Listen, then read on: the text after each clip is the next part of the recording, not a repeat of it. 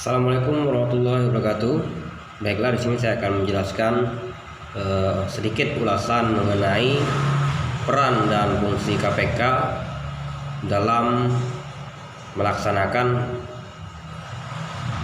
pemberantasan korupsi, khususnya di Negara Kesatuan Republik Indonesia. Telah kita ketahui bersama bahwa KPK ini adalah salah satu lembaga yang sampai saat ini menjadi harapan negara Republik Indonesia dalam memberantas dan juga mencegah perbuatan tindak pidana korupsi. Adapun kita ketahui bahwa tugas dari KPK, Komisi Pemberantasan Korupsi, yaitu melakukan penyidikan dan juga menyelidiki sekaligus memonitor tata ruang kerja dan juga tentunya memonitoring sistem pemerintahan di negara Republik Indonesia. Dan di sini adapun asas yang dipakai oleh KPK sendiri, yaitu memiliki asas kepastian hukum, akuntabilitas dan profesionalisme, dan juga tentunya memiliki dan mengarah kepada hak asasi manusia. Dan kita ketahui bersama bahwasanya Undang-Undang Komisi Pemberantasan Korupsi yang awalnya kita ketahui yaitu dibuat kemarin itu Undang-Undang Nomor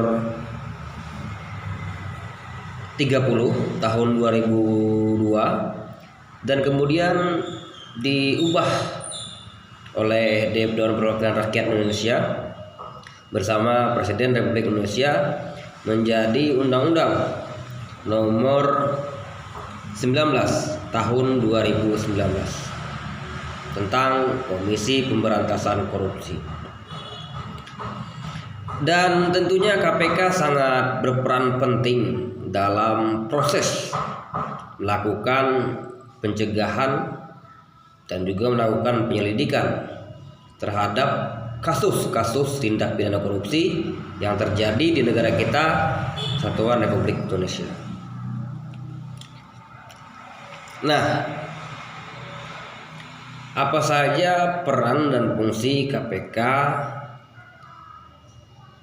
Salah satunya melakukan penyelidikan terhadap instansi pemerintahan ataupun lembaga pemerintahan di negara Kesatuan Republik Indonesia, dan juga memonitoring sistem kerja dan juga mengawasi administrasi suatu instansi dan juga lembaga negara. Mungkin saja sedikit dari saya ulasan tentang peran KPK dari